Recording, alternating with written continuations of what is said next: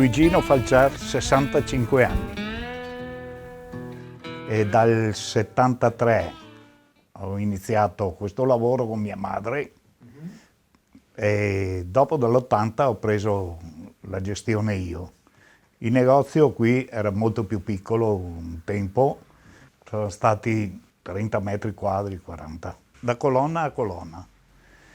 E dopo un po' alla volta abbiamo allargato finché che è questo, insomma, adesso.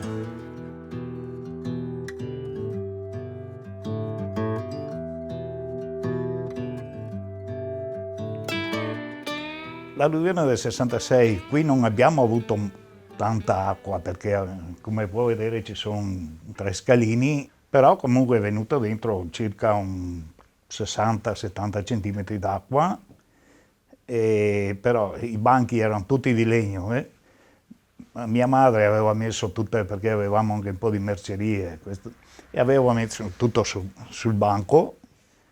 Il banco si è rovesciato e perciò è andato perso quasi tutto. Dal 56, diciamo, in avanti c'era la merceria anche. Io sono Teresa Falcer, sorella di Luigino, figlia della Nita e di Eliseo Falcer. Sono qua, sono ritornata qua con la merceria. In pratica siamo tornati un po' alle origini, come mamma aveva impostato il negozio.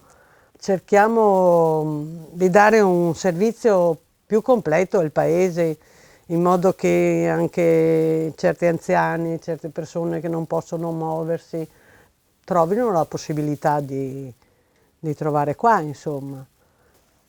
La mamma aveva una grande passione per il negozio, teneva aperto anche mezza giornata di domenica, cioè lei andava a messa alle 6, poi veniva a casa e serviva la merceria alle sue amiche o alle clienti.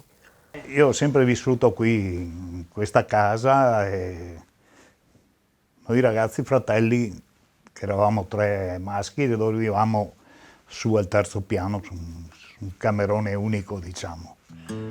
Era la dépendance, no? Della Villa Vadini. No?